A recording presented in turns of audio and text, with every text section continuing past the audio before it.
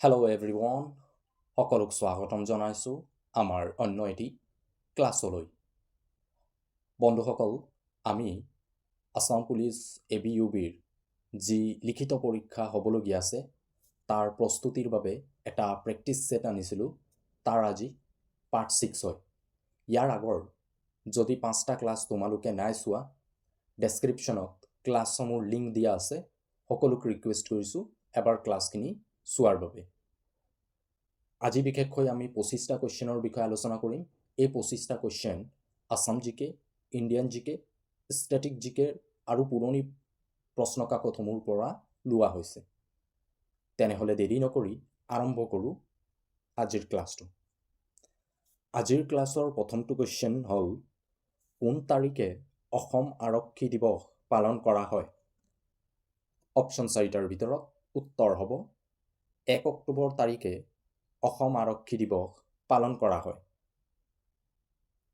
25টা কুৱেশ্যনত কোনে কিমান স্ক'ৰ কৰিছে মোক কমেণ্ট কৰি জনাবা।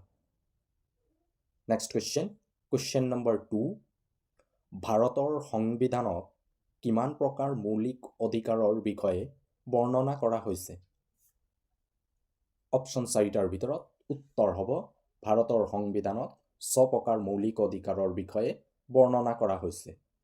যদি পৰীক্ষাত কুৱেশ্যন আহে আৰম্ভণিত ভাৰতৰ সংবিধানত কিমান প্ৰকাৰ মৌলিক অধিকাৰ আছিল, উত্তৰ হ'ব আৰম্ভণিত ভাৰতৰ সংবিধানত 7 প্ৰকাৰ মৌলিক অধিকাৰ আছিল।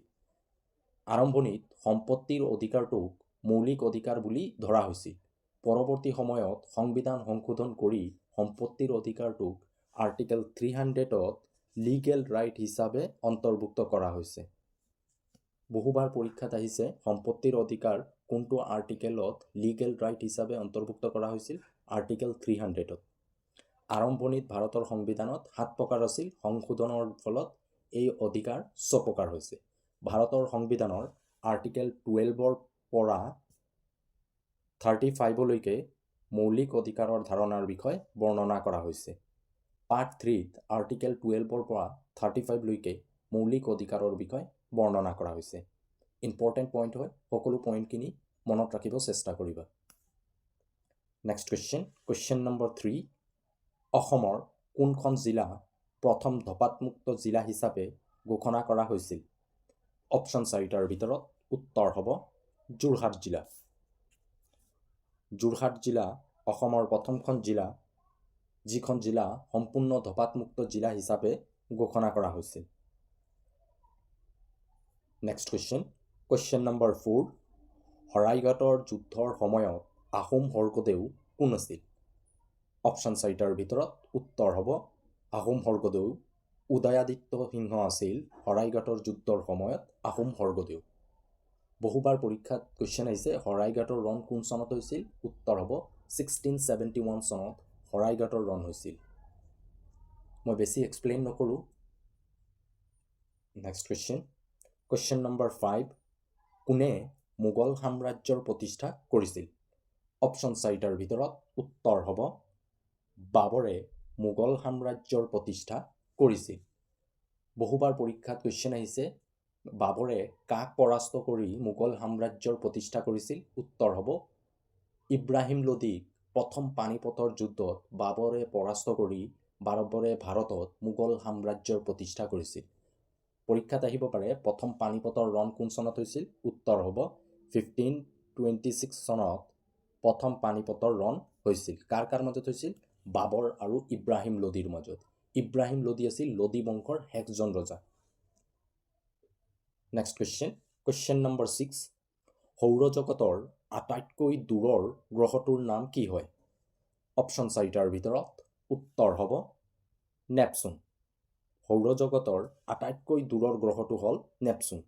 যদি পৰীক্ষাত আহে সৌৰজগতৰ আটাইতকৈ ওচৰৰ গ্ৰহটো কি হয়? উত্তৰ হ'ব বুধ গ্ৰহ হ'ল সৌৰজগতৰ আটাইতকৈ ওচৰৰ গ্ৰহ। যদি কুৱেশ্যন আহে সৌৰজগতৰ আটাইতকৈ ডাঙৰ গ্ৰহটোৰ নাম কি? উত্তৰ হ'ব বৃহস্পতি। বৃহস্পতি হ'ল সৌৰজগতৰ আটাইতকৈ ডাঙৰ গ্ৰহ। সৌৰজগতৰ দ্বিতীয় বৃহত্তম গ্ৰহ হ'ল শনি গ্ৰহ।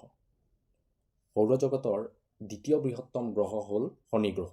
এটা কুৱেশ্যনৰ পৰা আমি 4টা ইয়া 5টা কুৱেশ্যনৰ আনচাৰ জানিব পাৰিছোঁ।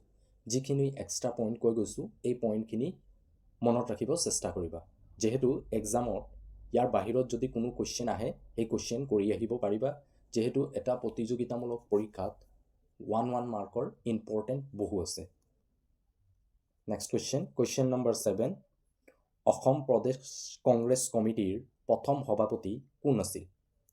অপশ্যন 4টাৰ ভিতৰত উত্তৰ হ'ব কুলধৰ চলিহা আছিল অসম প্ৰদেশ কংগ্ৰেছ কমিটিৰ প্ৰথম সভাপতি। যদি পৰীক্ষাত কুৱেশ্যন আহে অসম প্ৰদেশ কংগ্ৰেছ কমিটিৰ প্ৰথম সম্পাদক কোন আছিল? উত্তৰ হ'ব নবীন চন্দ্ৰ বৰদলৈ। নবীন চন্দ্ৰ বৰদলৈ অসম প্ৰদেশ কংগ্ৰেছ কমিটিৰ প্ৰথম সম্পাদক আছিল। যদি পৰীক্ষাত কুৱেশ্যন আহে কোন চনত অসম প্ৰদেশ কংগ্ৰেছ কমিটিৰ গঠন কৰা হৈছিল? উত্তৰ হ'ব 1921 চনত অসম প্ৰদেশ কংগ্ৰেছ কমিটিৰ গঠন কৰা হৈছিল। 3টা পইণ্ট এক্সট্ৰা কৈ গৈছোঁ, সেই পইণ্টখিনি মনত ৰাখিবা। সম্পাদক কোন হয়, কোন চনত অসম প্ৰদেশ কংগ্ৰেছ কমিটিৰ গঠন কৰা হৈছিল, আৰু সভাপতি কোন হয়।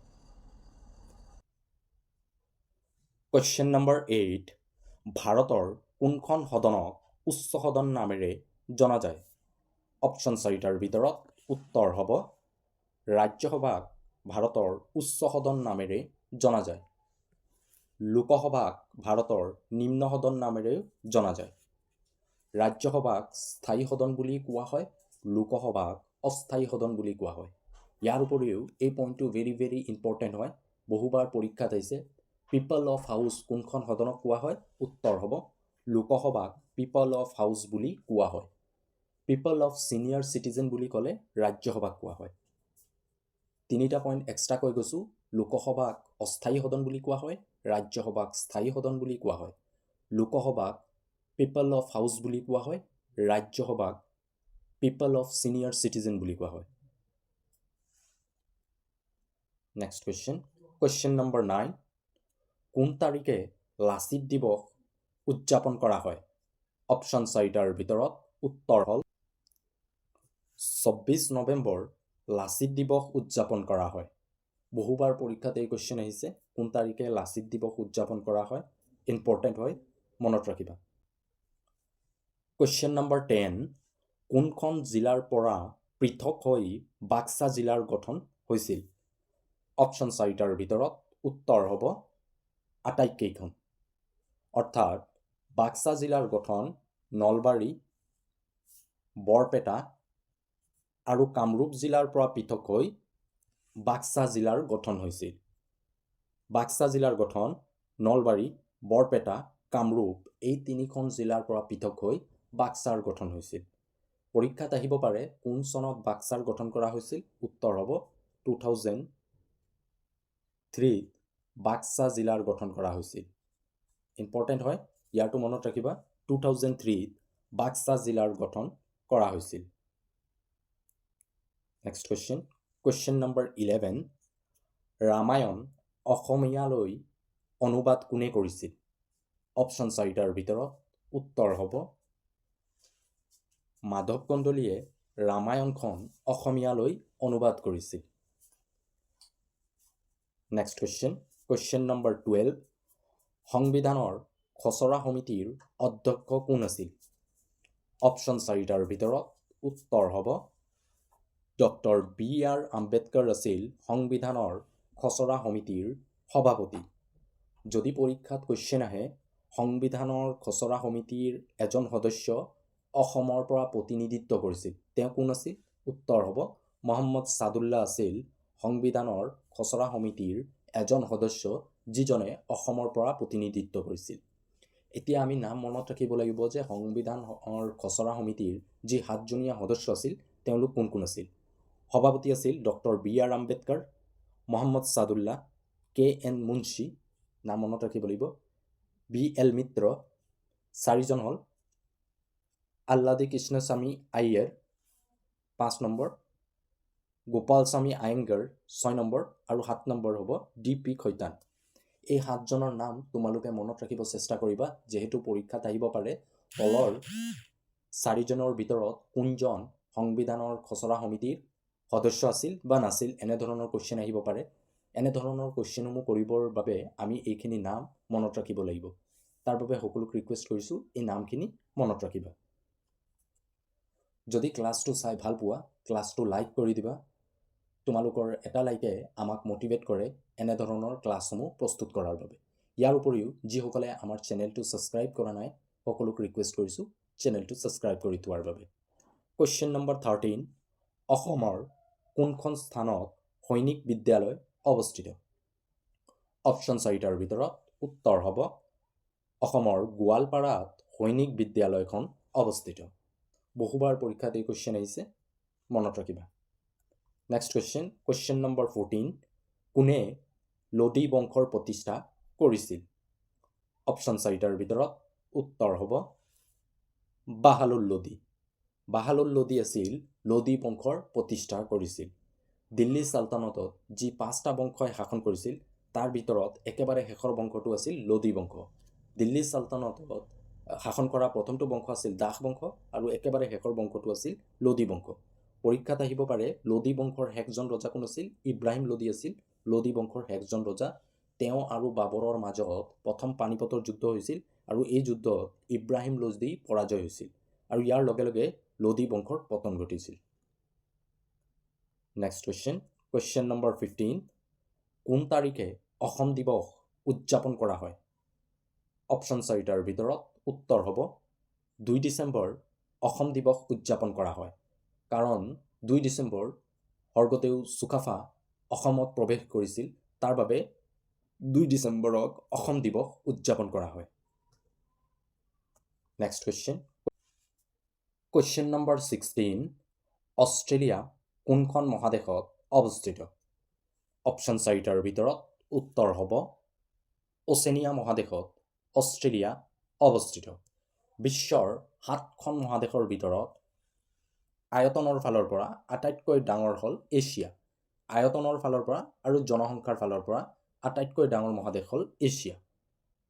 আয়তনৰ ফালৰ পৰা আটাইতকৈ সৰু মহাদেশ হ'ল ওচেনিয়া আয়তনৰ ফালৰ পৰা। আৰু জনসংখ্যাৰ ফালৰ পৰা আটাইতকৈ সৰু মহাদেশ হ'ল, আটাইতকৈ কম জনসংখ্যা থকা মহাদেশ হ'ল এণ্টাৰ্কটিকা।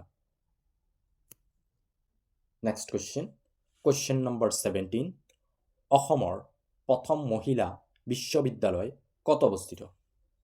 অপশ্যন 4টাৰ ভিতৰত উত্তৰ হ'ব যোৰহাটত। যোৰহাটত অসমৰ প্ৰথম মহিলা বিশ্ববিদ্যালয়ৰ স্থাপন কৰা হৈছিল। Next question, question number 18, Rajanikanta বৰদলৈৰ প্ৰথমখন উপন্যাসৰ নাম কি হয়? অপশ্যন 4টাৰ ভিতৰত উত্তৰ হ'ব মিৰি জীয়ৰী। মিৰি জীয়ৰী আছিল ৰজনীকান্ত বৰদলৈৰ প্ৰথমখন উপন্যাস। বাকীখিনি উপন্যাস ৰজনীকান্ত বৰদলৈয়ে ৰচনা কৰিছিল। পৰীক্ষাত কুৱেশ্যন আহিব পাৰে যে মিৰি জীয়ৰী উপন্যাসখনৰ ৰচনা কোন চনত কৰা হৈছিল? 1894 চনত মিৰি জীয়ৰী উপন্যাসৰ ৰচনা ৰজনীকান্ত বৰদলৈয়ে কৰিছিল। ৰজনীকান্ত বৰদলৈক উপন্যাস সম্ৰাট নামেৰে জনা যায়। ইয়াৰ উপৰিও তেওঁক স্কৰ্ট অফ অসম, ইয়াৰ উপৰিও বুলাই শৰ্মা, স্কৰ্ট অফ অসম নাইবা বুলাই শৰ্মা ছদ্ম নামেৰেও জনা যায়। নেক্সট কুৱেশ্যন, কুৱেশ্যন নম্বৰ 19, ভাৰতৰ প্ৰাচীনতম পৰ্বতমালাটোৰ নাম কি হয়? অপশ্যন 4টাৰ ভিতৰত উত্তৰ হ'ব আৰাৱলী। আৰাৱলী হ'ল ভাৰতৰ প্ৰাচীনতম পৰ্বতমালা। বন্ধুসকল, আজিৰ ক্লাছত মই বেছি এক্সপ্লেইন কৰা নাই, যিহেতু বহুতে কমেণ্ট কৰে বেছি এক্সপ্লেইন কৰি আছে, তাৰ কাৰণে বেছি এক্সপ্লেইন কৰা নাই, কেৱল MCQ প্ৰেক্টিছ কৰি গৈছোঁ।